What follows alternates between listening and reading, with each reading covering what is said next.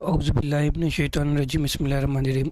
अच्छा, आज मैं आपके लिए ये इलेक्ट्रोस्टैटिक्स के इम्पॉर्टेंट एमसीक्यूज़ लाया हूँ ताकि आपकी तैयारी एनएमडी कैट की अच्छी हो जाए। ये यूनिट 6 है हमारा इलेक्ट्रोस्टैटिक्स का, और इसमें आइए हम अब इन सवालात को सॉल्व करते हैं। अच्छा बेटे, आप देखें कि ये जो आपकी स्क्रीन पर सवालात हैं, इनमें से जो फर्स्ट क्वेश्चन आपको नज़र आ रहा है, इसमें हमसे पूछा गया कि एक कूलम अगर हमारे पास चार्ज है और उस चार्ज में हमने ये बताना है कि how many number of protons है।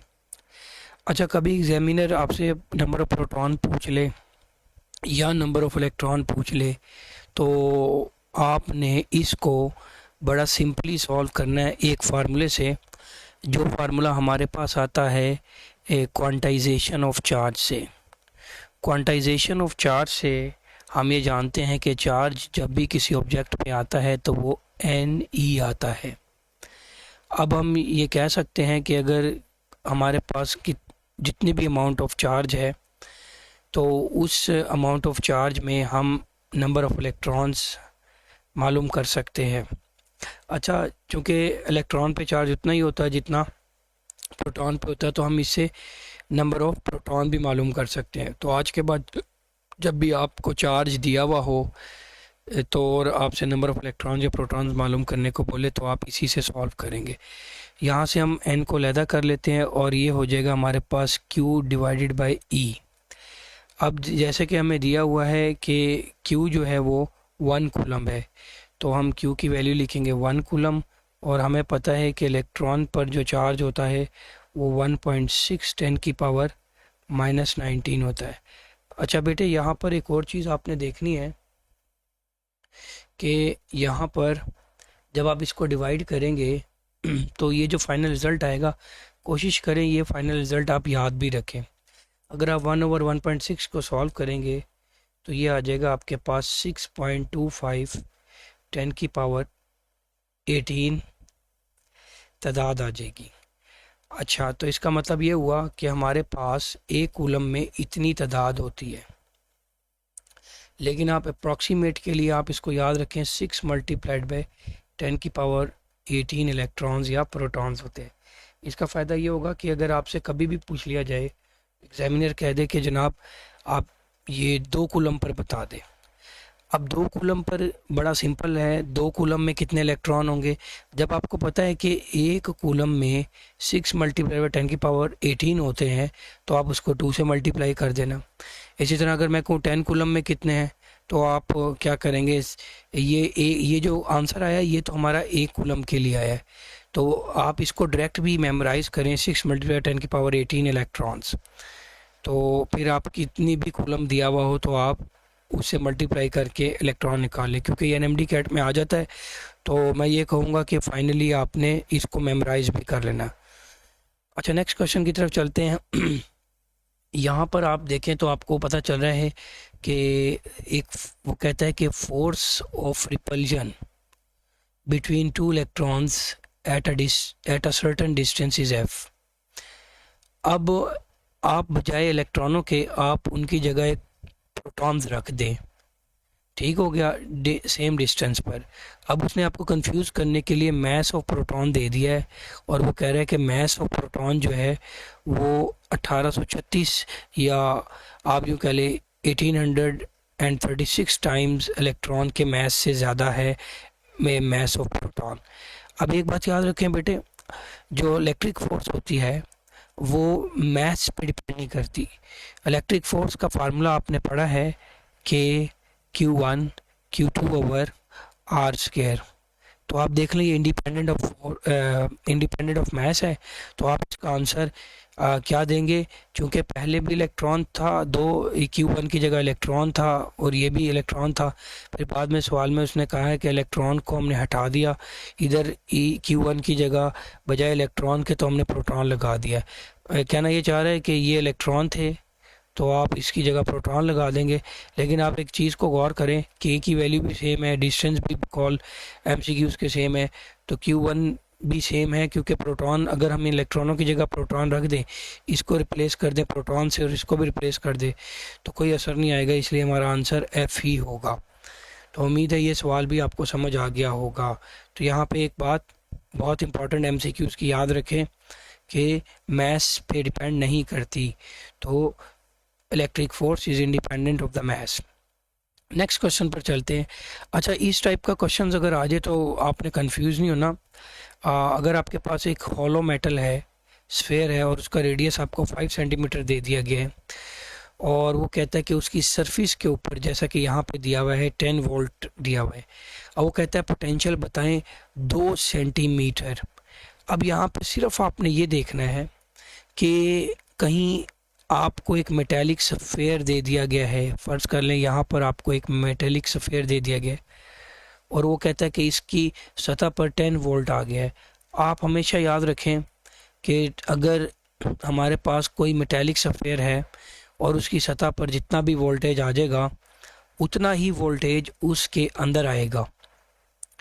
अब आप कहेंगे कि सर आपको कैसे पता चला ये अंदर वाला अंदर जो है इसके मांग रहा है पोटेंशियल, क्योंकि अगर हम गौर करें तो इसका रेडियस है 5 सेंटीमीटर, यहाँ से सेंटर से लेके यहाँ तक होगा 5 सेंटीमीटर, लेकिन मांगा कहाँ पे है 2 सेंटीमीटर में। अब अगर ये 5 सेंटीमीटर का एक सफ़ेयर है या फुटबॉल टाइप है और हम इसका रेडियस है, तो अगर हम 2 सेंटीमीटर की बात करें तो हम अंदर ही मौजूद होंगे। तो हम याद रखेंगे कि जो पोटेंशियल सरफेस पे होता है वही इनसाइड होता है, ये इक्यू पोटेंशियल सरफेस बनती है। तो हम इसका आंसर ये दे देंगे कि इसका आंसर हो जाएगा 10 वोल्ट।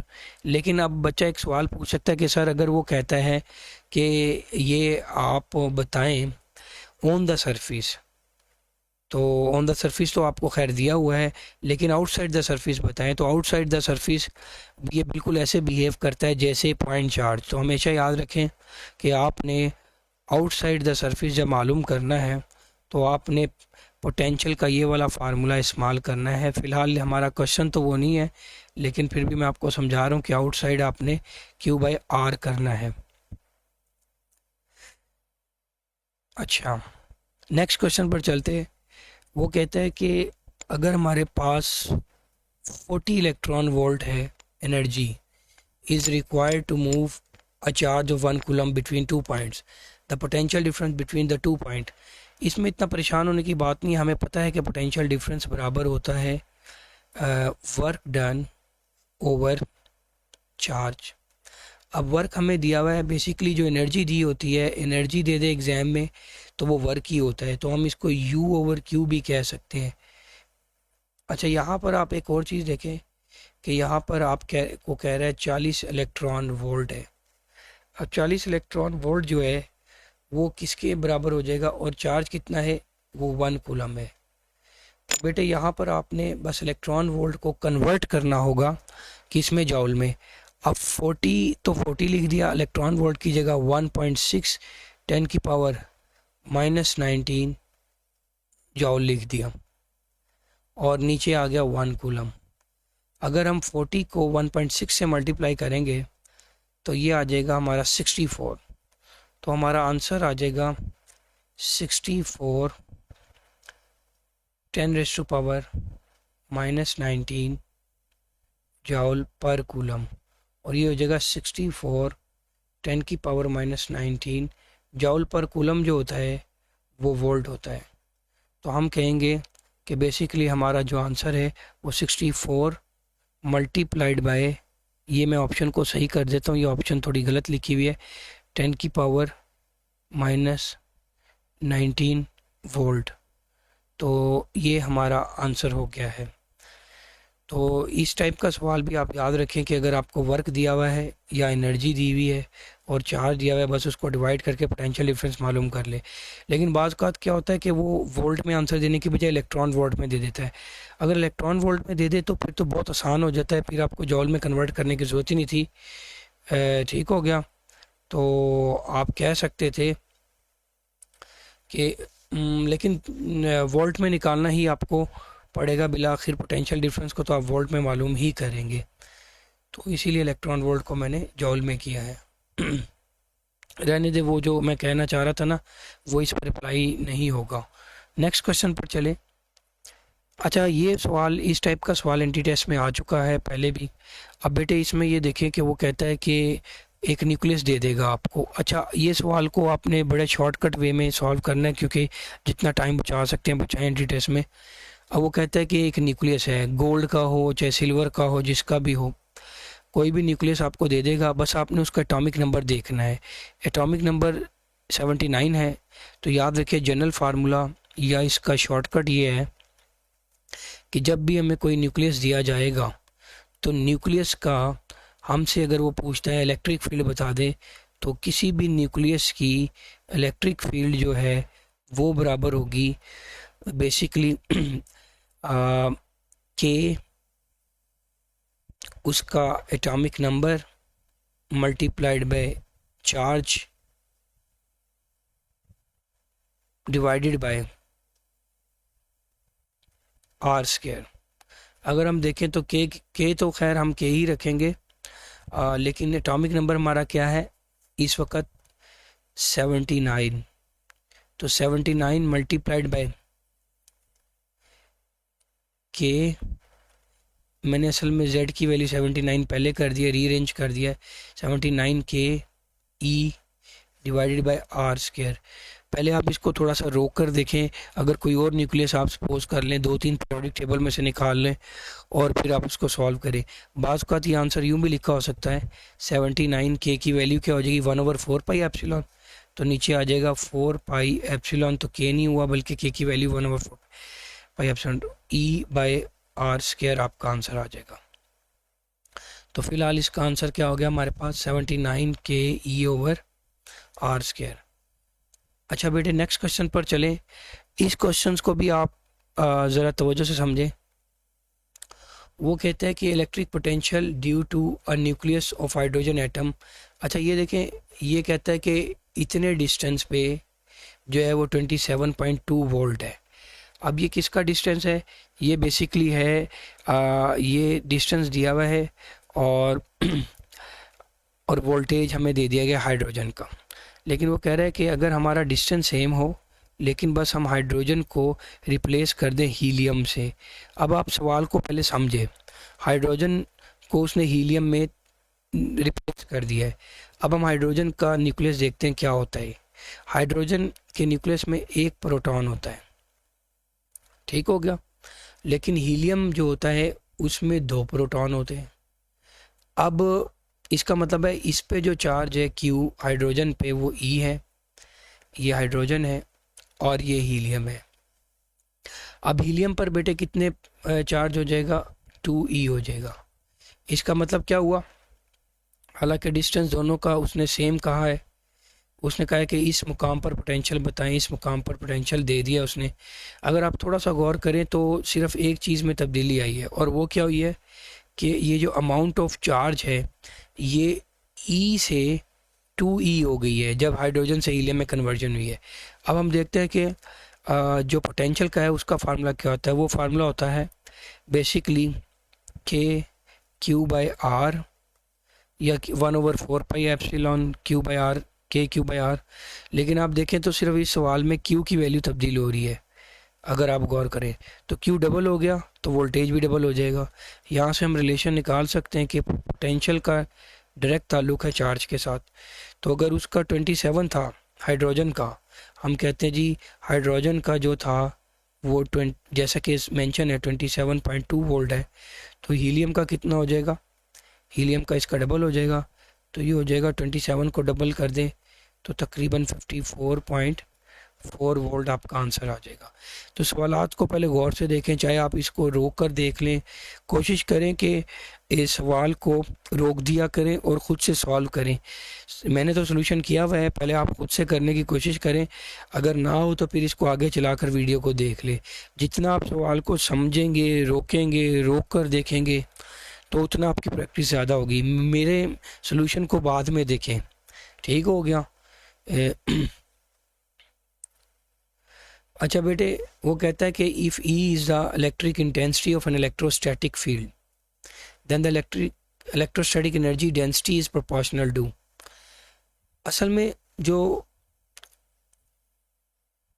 इलेक्ट्रिकल एनर्जी होती है कैपेसिटर में जो स्टोर होती है अगर आप उसका फार्मूला देखें तो आपको पता है कि हमने ये पढ़ रखा है एनर्जी के। मैं सारे फार्मूले लेता हूँ ताकि आपकी प्रैक्टिस अच्छी हो जाए।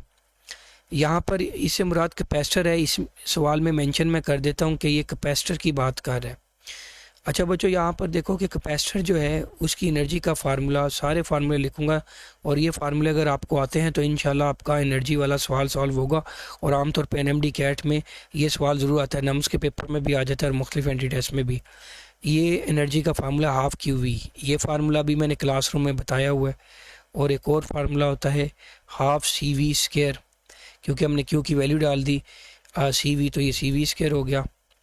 अच्छा, ये फार्मूले दोबारा लिखने का मकसद है कि ताकि आपको ये जेहन में रहे कि ये फार्मूले हैं और आपकी प्रैक्टिस बार बार हो जाए। मैंने क्यू की वैल्यू डाली थी क्या बोला, सी वी, तो मेरे पास 1 से इक्वेशन नंबर 2 आ गई। लेकिन अगर मैं वी की वैल्यू डालता 1 में तो क्यू बाई सी डालता तो वो वैल्यू क्या आ जानी थी, वो एनर्जी की वैल्यू आ जानी थी हमारे पास हाफ और क्यू स्केयर बाय सी। वैसे मैंने इन चीज़ों का बताया हुआ है क्लासरूम में लेक्चर में कि ये वाला फार्मूला पैरेलल में ज़्यादा अप्लाई होगा और ये वाला फार्मूला सीरीज़ में अप्लाई होगा। अच्छा, लेकिन अभी हमारा सवाल तक हम नहीं पहुँचे। सवाल क्या है कि एनर्जी की बात वो कर रहे हैं। अच्छा मेरे बेटे, अगर आप ये इक्वेशन नंबर 2 देखें तो इसमें आप सी की वैल्यू क्या डाल सकते हैं कैपेसिटेंस की, A epsilon E R by D, और वी की वैल्यू क्या डाल सकते हैं, ई डी। जब आप इसमें 4 और 5 2 में पुट करेंगे, ये मैं जानकर इतना लंबा कर रहा हूँ, आपने इतना लंबा सॉल्व नहीं करना, ताकि मैं तो प्रैक्टिस के लिए करवा रहा हूँ ताकि आपको आइडिया हो कि क्या क्या फार्मूले एग्ज़ाम में इस्तेमाल हो सकते हैं। अब हमें पता है कि अगर हम सी की वैल्यू इसमें डालेंगे तो ये क्या हो जाएगा, energy half A epsilon E R by D. बाज़ अवत प्रैक्टिस करवाने के लिए हम किसी सवाल को लॉन्ग कराते हैं, इसका हरगिज़ मतलब ये नहीं है कि आप एग्ज़ाम में भी उसको इसी तरह सॉल्व करेंगे। अच्छा, वी की जगह क्या लगा देंगे, ई स्केयर डी स्केयर। अब ये डी डी से कैंसिल हो जाएगा। और उसने पूछा एनर्जी डेंसिटी। अगर आपको पता है कैपेसिटर की जो प्लेट्स होती हैं उनके दरमियान में अगर हम देखें तो ये डिस्टेंस है डी और ये एरिया है ए, तो एरिया मल्टीप्लाई बाय डिस्टेंस हो जाता है ये वाला वॉल्यूम, ये जो प्लेटों के दरमियान में पाया जाता है। तो एनर्जी डेंसिटी कैसे बनेगी, ये जो इक्वेशन आपके सामने मौजूद है, ये इक्वेशन नंबर 6, अगर मैं इसको ए डी से डिवाइड कर दूँ तो एनर्जी डेंसिटी बन जाएगी। लेकिन जब मैं ए डी से डिवाइड करूँगा लेफ़्ट साइड पे तो ये यू नहीं रहेगा बल्कि you over A D energy density बन जाएगा। लेकिन जब मैं इधर परली साइड पे पुट करूँगा तो ये हो जाएगा half A epsilon E R E square, और ये क्या हो गया, चूँकि डी कैंसिल होकर डी रह गया था यहाँ पे, नीचे वाला डी ऊपर वाले डी स्केयर से, तो ये नीचे ए डी आ जाएगा और डी डी से कैंसिल, ए से कैंसिल, तो ये बन गया एनर्जी डेंसिटी। और एनर्जी डेंसिटी जो है वो डायरेक्टली प्रोपोर्शनल है ई स्केयर के। अब याद रखें, आप एंटी टेस्ट के हवाले से इतना लंबा सवाल नहीं करना, लेकिन इसका फ़ायदा आपको ये होगा कि अगर ये फार्मूले आपको आते हैं ना तो इनमें से सवालात आते हैं। इक्वेशन 1 से भी आता है, 2 से भी आता है, 3 से भी आता है। ठीक हो गया, ये जितनी भी इक्वेशन लिखी हुई है इनसे आता है। अगर कोई मसला हो तो आप नीचे कमेंट कर देना तो मैं उसका आंसर भी दे दूँ। नेक्स्ट क्वेश्चन पे चलें। The coulomb force between 2 point charges is F. देखिए वो कह रहा है कि दो कूलम फोर्स कह दे, इलेक्ट्रिक फोर्स कह दे, इलेक्ट्रोस्टैटिक फोर्स कह दे, एक ही बात है। तो वो कहता है कि फोर्स एफ है if magnitude of each charge is doubled. अगर हम जनाब मैग्नीट्यूड फोर्स चार्जेस का डबल कर देंगे और डिस्टेंस को हम चार्जेस के हाफ कर देंगे तो फोर्स पर क्या असर पड़ेगा। आइए हम देख लेते हैं जल्दी से। एफ इज़ इक्वल टू, इस टाइप का सवाल इजी होता है लेकिन फिर भी बच्चा कंफ्यूज हो जाता है। ये कूलम फोर्स है, अगर इसको भी डबल कर देंगे, इसको भी डबल कर देंगे तो ऊपर 2 मल्टीप्लाई बाई 2 4 का इजाफा हो जाएगा, 4 के Q1 Q2।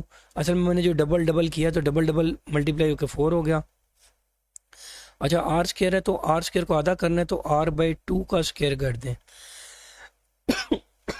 Are square by 4। अब ये आर स्केयर बाई 4 ऊपर जाके 4 से मल्टीप्लाई, जो नीचे वाला 4 है ऊपर जाके 4 से मल्टीप्लाई हो जाएगा तो ये 16 टाइम्स हो जाएगा सारा कुछ, क्योंकि नीचे वाला ऊपर आ गया।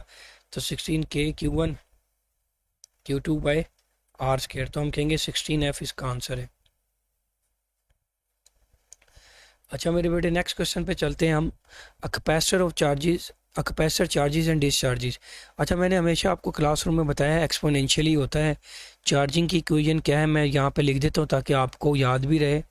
क्यू नॉट 1 - ई की पावर -t/RC, ये चार्जिंग की है इक्वेशन। और ये फंक्शन जो होता है इसको हम एक्सपोनेंशियल कहते हैं। एक्सपोनेंशियल फंक्शन मैंने क्लासरूम में बड़ा डिटेल में समझाया था। मैंने कहा था कि मैथ में एक्सपोनेंशियल फंक्शन किसको कहते हैं, अगर किसी कांस्टेंट की वेरिएबल पावर आ जाए। तो ये ई जो होता है ये मैथ में कांस्टेंट होता है और इसकी वैल्यू 2.7172 इस टाइप इतनी होती है। लेकिन टी जो है वो एक वेरिएबल है। हम कहते हैं कि ऐसा फंक्शन या ऐसा फार्मूला समझ लें जिसमें जो बेस होती है वो कांस्टेंट होती है और जो पावर होती है वो वेरिएबल होती है, एक्सपोनेंशियल कहते हैं। Capacity of a parallel plate capacitor can be increased by. अच्छा कैपेसिटी से मुराद होता है कैपेसिटेंस, और कैपेसिटेंस का फार्मूला होता है A epsilon E R divided by D. तो अब उसने कहा है कि इसको हमने क्या करना है, इंक्रीज करना है।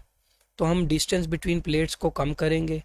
इसको हम जितना कम करेंगे प्लेटों के दरमियान में डिस्टेंस को, ये प्लेट्स है और इनके दरमियान जो डिस्टेंस है इसको हम कम करेंगे तो कैपेसिटेंस बढ़ेगी। या फिर हम दूसरी बात एरिया ऑफ प्लेट्स को बढ़ा दें, इससे बड़ी प्लेटें लगा दें तब भी बढ़ जाएगी, या मीडियम डाल दें तब भी बढ़ जाएगी। अब आप ऑप्शन पर देख लें कौन सा ठीक है। ठीक है, इंक्रीजिंग द डिस्टेंस तो गलत हो गया। Decreasing the thickness of the plate, अच्छा थिकनेस पे डिपेंड नहीं करता, ये बात याद रखिएगा। प्लेटें कितनी मोटी हैं कितनी पतली हैं इस पे डिपेंड नहीं करता।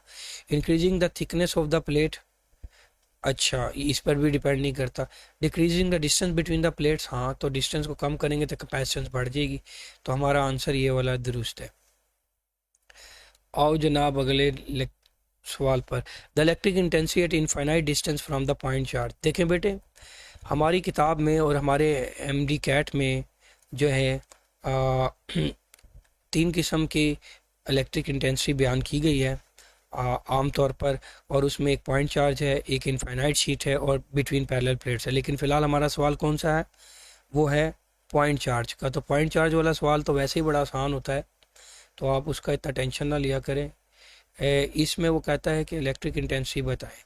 तो बेटे इलेक्ट्रिक इंटेंसिटी होती है 1/4πε/Q/R। अब आप एक बात देखें कि ये जो Q होता है, ये Q की जो वैल्यू है ये आपके सामने है कि उसने कहा है कि एक पॉइंट चार्ज है, ये भी फिक्स है और ये भी फिक्स है। लेकिन अगर आप R को इन्फिनिटी डाल देंगे तो क्या हो जाएगा, अगर इस फार्मूले में हम R को इन्फिनिटी डाल देंगे तो एनीथिंग डिवाइडेड बाय इन्फिनिटी क्या हो जाएगा, ज़ीरो हो जाएगा। ये मैथ का असूल है, 1/4πε, और बाकी Q तो वैसे ही है ऊपर, लेकिन anything divided by infinity is zero, तो हम कह देंगे कि ये ज़ीरो है। अच्छा याद रखें इलेक्ट्रिक फील्ड इंटेंसिटी के 2 यूनिट होते हैं, वोल्ट पर मीटर या फिर न्यूटन पर कूलम। तो हमारा आंसर हो जाएगा ये। अच्छा मेरे बेटे एक और क्वेश्चन पर चलते हैं। Potential due to charge Q. अच्छा जब वो आपको मेंशन ना करे तो आमतौर पे आप ये ही समझेंगे कि चार्ज एक पॉइंट चार्ज है और at a distance 1 metre, 1 metre के डिस्टेंस पे 5 वोल्ट है। तो 3 मीटर पर क्या होगा। अब पोटेंशियल का भी फार्मूला इतना मुश्किल नहीं है, पॉइंट चार्ज का पोटेंशियल का फार्मूला आप याद रखें, 1/4πε/Q/R। अब वो कहता है डिस्टेंस को हमने 3 गुना कर दिया, 1 मीटर पे था 5 वोल्ट, 3 मीटर पे क्या हो जाएगा। तो देखो बेटे ये तो कांस्टेंट है, आप इसको यूं भी लिख सकते थे ना, KQ/R। के तो कांस्टेंट है और Q भी फ़िलहाल उसने कांस्टेंट ही रखा हुआ है, तो R के साथ हमें पता है कि इन्वर्स ताल्लुक है। अच्छा यहाँ पे याद रखें पोटेंशियल का ताल्लुक R के साथ इन्वर्स होता है, लेकिन इलेक्ट्रिक फील्ड का R के स्क्वायर के साथ इन्वर्स होता है। और सिर्फ ये आपको बताने के लिए ताकि आपको कोई इलेक्ट्रिक फील्ड का सवाल आ जाए तो अगर यही सवाल इलेक्ट्रिक फील्ड में कन्वर्ट हो जाए तो उसका आंसर थोड़ा सा चेंज हो जाएगा। फ़िलहाल आप ये देखें कि अगर आपने 1 मीटर से 3 मीटर कर दिया है तो जाहिर सी बात है डिस्टेंस बढ़ा दिया है तो वोल्टेज कम हो जाएगा। तो अगर पहले वोल्टेज जो था वो 5 था तो डिस्टेंस बढ़ाने से वो कम हो जाएगा तो 5/3 वोल्ट हो जाएगा। तो 5 वोल्ट/3 हमारा ये आंसर है, बेस्ट ऑप्शन। मैं फिर आपको बार बार कह रहा हूँ, आप इसको वीडियो को रोकें, ठीक हो गया? पहले खुद से सॉल्व करें, सवाल को देखें, फिर जब आपका हो जाए तो फिर आप इससे मैच कर लें। ये ज़्यादा आपकी अच्छी प्रैक्टिस हो जाएगी, ना कि आप सिर्फ मेरी वीडियो को ही देखते रहें, क्योंकि आपकी प्रैक्टिस इंपॉर्टेंट है। अब यहाँ पे आप रोक सकते हैं वीडियो, आप खुद से सॉल्व करें, फिर अगला तो स्टेप मुझे सॉल्व मैं करूँगा ही, तो आपको मिल ही जाएगा। अब वो कहता है 2 opposite point charges each of magnitude 1 coulomb 2 metre दूर है, the electric potential at a middle point between them is. अच्छा, अगर आपके पास दो इक्वल चार्जेस हों, जैसे एक पॉजिटिव और एक नेगेटिव, और उनका मैग्नीट्यूड बराबर है, जैसे कि वो कहते हैं 1 कूलम है और ये भी 1 कूलम है, ये +1 कूलम है, ये -1 कूलम है, और आपसे पूछ लिया जाए कि मिड पर आप पोटेंशियल बताएं, तो याद रखें बेटे, पोटेंशियल एक स्केलर क्वांटिटी है, तो ये ऐड भी स्केलर की तरह ही होता है। तो इसका पोटेंशियल पॉजिटिव होगा और इसका पोटेंशियल नेगेटिव होगा। अब होगा ये कि मिड पॉइंट पे अगर हम गौर करें तो फ़र्ज़ कर लें कि ये 2 मीटर दूर है, जैसा कि सवाल में भी कहा गया, लेकिन हमने 1 मीटर पे बताना है। मिड मिड तो 1 ही मीटर ही बनेगा ना सवाल के मुताबिक फ़िलहाल। तो अब आप देखें कि इसका नाम Q1 रख दें और इसका नाम आप Q2 रख दें। अगर आप देखें तो Q1 बराबर है Q2 के, Q1 इज़ इक्वल टू, फ़िलहाल सवाल में Q2 बराबर है Q के, मैग्नीट्यूड बराबर है, साइन चाहे चेंज है लेकिन मैग्नीट्यूड उनका बराबर है। अब यहाँ पे हम कहेंगे कि पोटेंशियल जो 1 की वजह से है वो क्या है, के Q/R पॉजिटिव में होगा। लेकिन अगर हम कहें कि ये Q2 है तो इसकी वजह से जो पॉइंट, ये मान लो R है, ये भी R है, 1 मीटर कर लें, आपकी मर्ज़ी है। तो V2 जो है, R की जगह 1 भी लिख सकते हैं, खाली ऊपर प्लस KQ रह जाएगा। अब ये जो सेकंड चार्ज है, इसकी वजह से असल में चूँकि नेगेटिव है तो पोटेंशियल भी नेगेटिव होगा, तो ये -KQ/R या -KQ कर लें। अब इधर नेट पोटेंशियल निकालना है, तो नेट पोटेंशियल बिल्कुल ऐसे ही निकलेगा, क्योंकि स्केलर क्वांटिटी है तो बस हम इसको ऐड कर देंगे। तो ये क्या हो जाएगा, +KQ -KQ, और ये मेरे बेटे 0 हो जाएगा। अभी ये सवाल जो है वेरी सिंपल था, आप इसको थोड़ा सा और प्रैक्टिस करें, ठीक हो गया? कोशिश करूँगा कि मैं इस चैप्टर का जो है लेक्चर्स भी डालूँ इंशाल्लाह। अब मैं रमज़ान में सहरी में एक लेक्चर इंशाल्लाह ताला जो है ज़रूर पुट करने की पूरी कोशिश करूँगा, अल्लाह ताला हिम्मत देगा तो इंशाल्लाह। What will the electric potential energy of 7 nano coulomb charge that is 2 centimetre from a 20 nano coulomb charge. अच्छा, ये सवाल थोड़ा सा बच्चों गलत कर देते हैं, हमने काफ़ी अरसे सालों से देख रहे हैं कि बच्चे से ये सॉल्व नहीं होता, ख़ास तौर पर NMD कैट वाले बच्चे से। हालांकि इट इज़ वेरी सिंपल, मैं आपको इसका शॉर्ट ट्रिक बताऊंगा। यहाँ पे आपको 2 चार्ज दिए जाएंगे। अच्छा, एक चार्ज होगा जिस से दूर कोई चार्ज रखा जाएगा। मैं एक मिसाल देता हूँ, वो कहता है कि 20 नैनो कूलम जो है चार्ज है, उससे दूर एक 7 नैनो कूलम चार्ज है, ठीक है? अब आपने ये देखना है कि पोटेंशियल एनर्जी किसकी है। अगर आप गौर करें तो पोटेंशियल एनर्जी है 7 नैनो कूलम की, जो हमने मालूम करनी। इसका शॉर्ट ट्रिक ये है कि मेरे बेटे, आपने यहाँ पर क्या करना है, एनर्जी जो है ना वो बराबर होगी पोटेंशियल मल्टीप्लाइड बाय चार्ज। अब यहाँ पे पोटेंशियल क्या है, पोटेंशियल किसका लेना है और चार्ज कौन सा लेना है। अच्छा, जिसकी एनर्जी मालूम करनी है ना, आप समझें वो Q है, और आपने उसको यहाँ पे लिख देना है 7 नैनो कूलम। नैनो का मतलब 10 की पावर -9, और पोटेंशियल, अच्छा अब जिस चार्ज से वो दूर पड़ा हुआ है उसको आप सोर्स चार्ज समझ लें, उसको आपने उसका पोटेंशियल मालूम करना है, KQ/R। अब KQ/R, KQ/R, और ये हो जाएगा, अब हम वैल्यू पुट कर लेंगे 9 × 10 की पावर 9, और हमारा जो सोर्स चार्ज है वो है 20 मल्टीप्लाइड बाय 10 की पावर -9, और हमारा जिसकी एनर्जी मालूम करनी है वो चार्ज आपको एमसीक्यूज़ में देखना होगा कौन सा है, 7 नैनो कूलम। तो आप यहाँ पे लिखेंगे 7 multiplied by 10⁻⁻⁹ divided by 2 centimetre. अच्छा, 2 सेंटीमीटर का मतलब है 2 मल्टीप्लाई 10⁻⁻2 मीटर। अब बेटे आप इसको सॉल्व करें। अच्छा, यहाँ पर ये 10⁻9 10⁻⁻9 से कैंसिल हो गया। अब आप देख लें कि यहाँ पर 10⁻⁻9 ऊपर है और नीचे से 10⁻2 ऊपर आएगा तो +2 हो जाएगा। पहले आप 10 की पावर को सॉल्व करना चाहिए, उसको सॉल्व कर लें तो ये रह जाएगा 10⁻⁻7।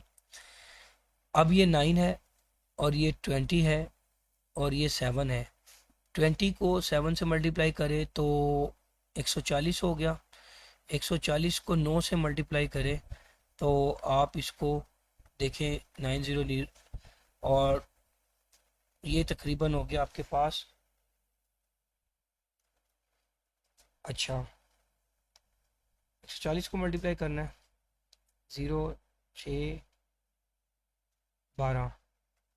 अच्छा, अब ये हमारे पास आ गया 1260 आ गया है और इसको हम किससे डिवाइड करेंगे, 2 से। जब हम इसको 2 से डिवाइड करेंगे तो ये तकरीबन आ जाएगा 630 आ जाएगा। अच्छा, ये हमारा आंसर आ गया 630 630 मल्टीप्लाइड बाय, अब हमारी 10 की कितनी वैल्यू रह गई थी, -7। अच्छा, 10 की -7 रह गई थी तो मैं लिख देता हूँ, ऊपर लिख देता हूँ 630 मल्टीप्लाइड बाय 10⁻⁻7। अब हम इसको साइंटिफिक में कन्वर्ट कर देते हैं, यहाँ से 1 और 1 2 तो 6.3 10⁻⁻5 जॉल हमारे पास आ जाएगा। तो उम्मीद है कि आप इस सवाल को अच्छे तरीके से सॉल्व करेंगे। अच्छा, ये प्रैक्टिस आपने करनी है, जितनी ज़्यादा प्रैक्टिस करेंगे, चाहे आप वीडियो को बार बार भी देख लें एक चैप्टर को अच्छे तरीके से करने के लिए, कमेंट में भी भेज दिया करें कोई मसला हो तो, ताकि जो है ना हम आपको आंसर देना शुरू कर दें। अच्छा बेटे, व्हेन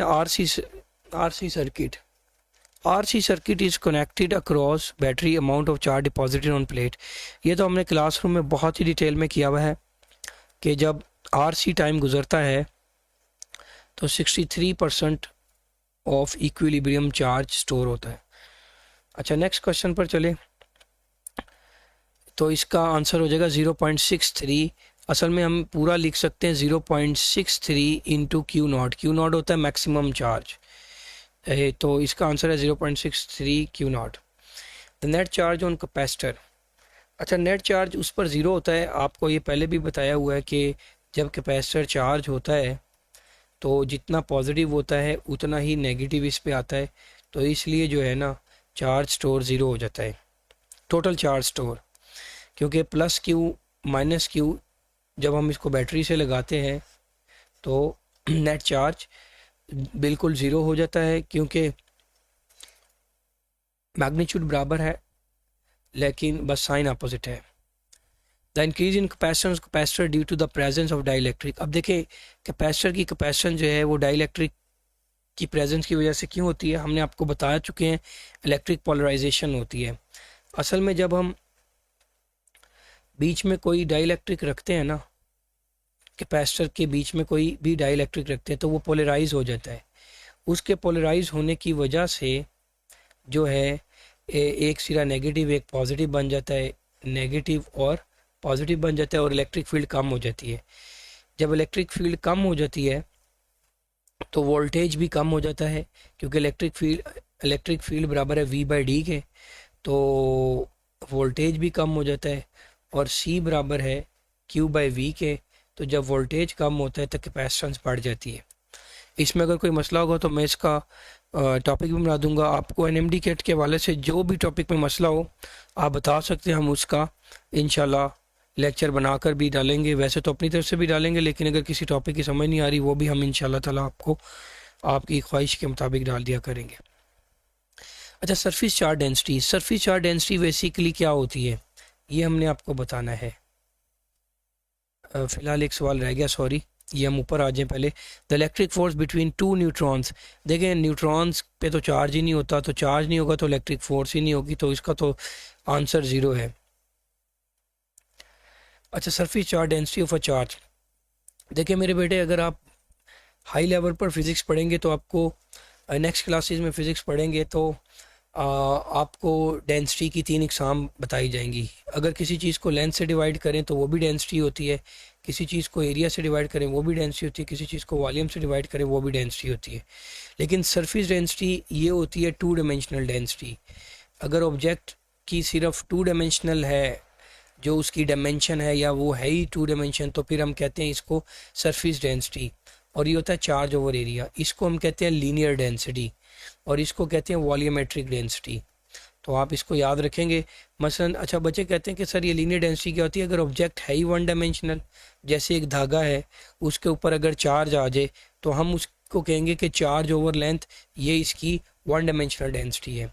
लेकिन आपके पास एक कागज़ का टुकड़ा है और उसके ऊपर चार्ज आ गया, तो वो कागज़ का टुकड़ा जो है या शीट है तो वो एक टू डायमेंशनल चीज़ है, तो हम कहेंगे कि ये सरफेस डेंसिटी है, क्योंकि इसको हम कहते हैं सरफेस पे चार्ज आ गया। और अगर आपके पास कोई थ्री डायमेंशनल चीज़ है, जैसे कोई स्फेयर हो गया, कोई फुटबॉल टाइप स्फेयर हो गया, तो उसके ऊपर अगर आ जाए चार्ज तो हम कहेंगे वो थ्री डायमेंशनल है, इसको कहेंगे वॉल्यूमेट्रिक डेंसिटी। तो चार्ज ओवर एरिया हमारे पास आ गया। और इसका यूनिट भी बाज़ औक़ात पूछ लिया जाता है, तो क्या होता है? कूलम पर metre square. In central region of parallel plate capacitor the electric field lines are. अच्छा याद रखें कि अगर आपके पास कैपेसिटर्स की प्लेट्स हैं, ये मिसाल के तौर पर यहाँ पर कैपेसिटर्स की प्लेट है, तो बेटे अगर आपसे एग्जामिनर पूछे कि इसके दरमियान में इलेक्ट्रिक फील्ड क्या है, दरमियान में तो यूनिफॉर्म है, इक्वली स्पेस भी है और यूनिफॉर्म है, लेकिन साइड्स पर जो है वो कर्व होती है। इसकी वजह मैंने वैसे फ्रिंजिंग इफ़ेक्ट की बताई हुई है, फ़िलहाल एमसीक्यूज़ में ज़रूरत नहीं है। आपने एमसीक्यूज़ को हर लिहाज से नहीं कि आप उसको पूरा टॉपिक ही पकड़ के शुरू हो जाए।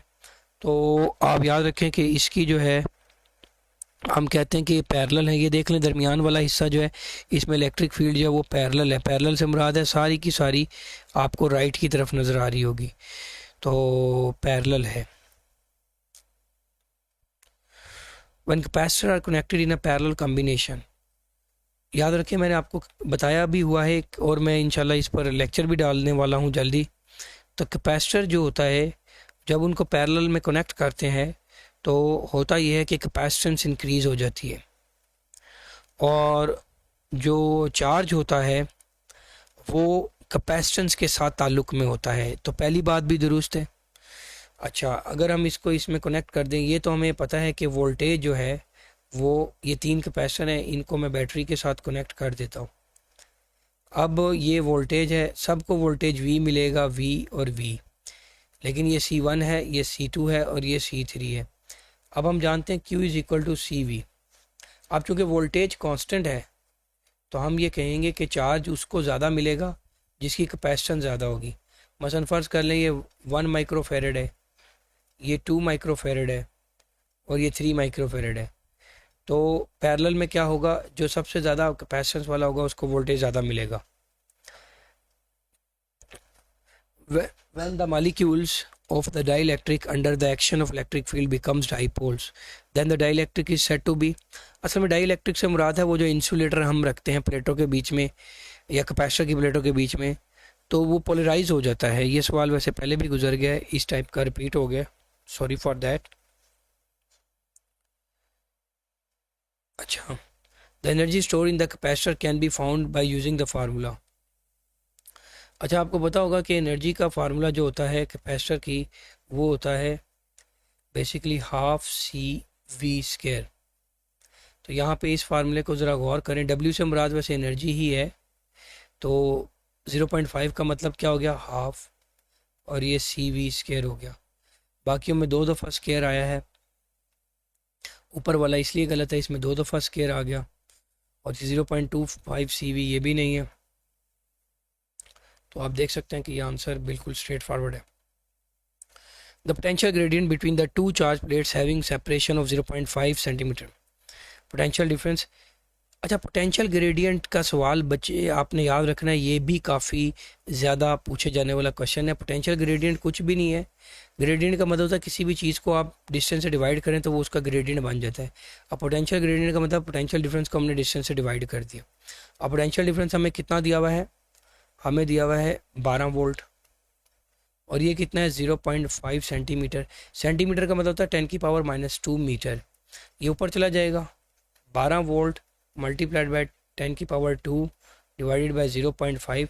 0.5 को मैंने आपको हमेशा कहा है कि 1/2 लिखें, तो 12 ओवर 1/2, जो वो जो 0.5 आएगा 1/2 तो मैं ऊपर ही ले जाता हूँ, उसको 2 बन जाएगा, वो 1/2 जो है नीचे से ऊपर आके, तो ये हो गया 10⁻²। तो ये हो गया 2400 न्यूटन पर कूलम भी कह सकते हैं आप, 2400 वोल्ट पर मीटर भी कह सकते हैं। तो ये हमारा पोटेंशियल ग्रेडियंट आ गया। थैंक यू, अल्लाह हाफिज़। अच्छा, इलेक्ट्रोस्टैटिक्स की उम्मीद है कि मैं 1 या 2 मज़ीद इसी तरह के एमसीक्यू डालूंगा, तो उसके बाद आपकी तैयारी जो है वो मुकम्मल हो जाएगी। थैंक यू, अल्लाह हाफिज़। और बाकी लेक्चर्स भी पुट कर दूंगा ताकि आपको मसला ही ना हो इंशाल्लाह। थैंक यू, अल्लाह हाफिज़।